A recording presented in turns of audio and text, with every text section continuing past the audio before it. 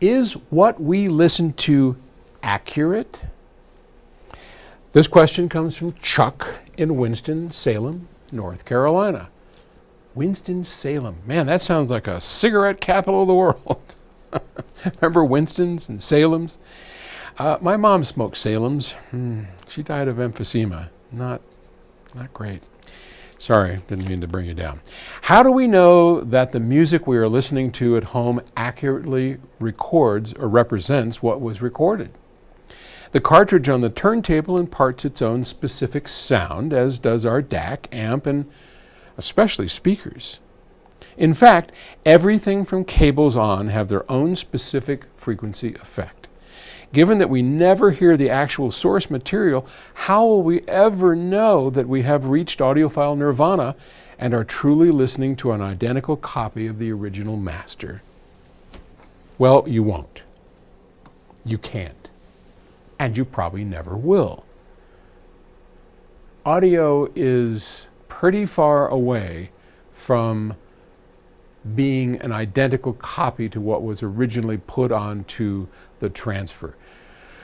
Yeah, we can get close, but we have our own recording studio. We have our own mastering studio, and I can tell you that no matter how hard we try, we're not close to, when I sit in that room and listen to the recordings being made, we're not even remotely close. We try. We're some of the best in the world. I mean, we really are. We've got, what's cool about PS Audio is, if you think about it, we make master recordings. We master some of the finest audio products in the world for the world to enjoy through Gus Skinnis. And yet, we also know that even products that are light years more expensive than ours don't get it right. We're close, they're close, but man, we are still a ways away. So I think it's an impractical goal for the moment. We need a couple of big leaps of technology before we can really get close to what you want. However, I don't mean to be a naysayer that we can't do it, because you're right, everything we do does something to affect the tonal balance, the imaging, all of that. What I like to do is use a wide variety of music and recordings to make sure that the system that we set up, that the equipment that we produce, that the cables we use all conspire together to not have any common artifacts that influence the sound.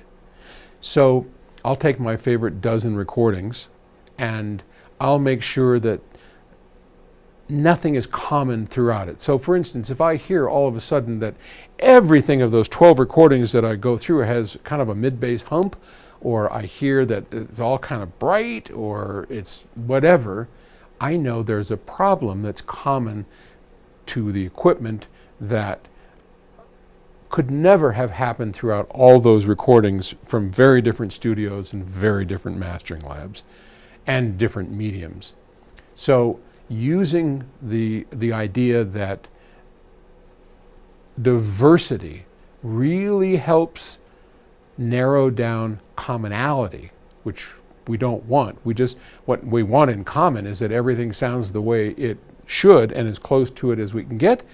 Now we're making progress. And that's my best advice to you, is rely on diversity of music. You can go online, go Google it, and just type in Paul's Picks, and you'll see my list of very diverse recordings.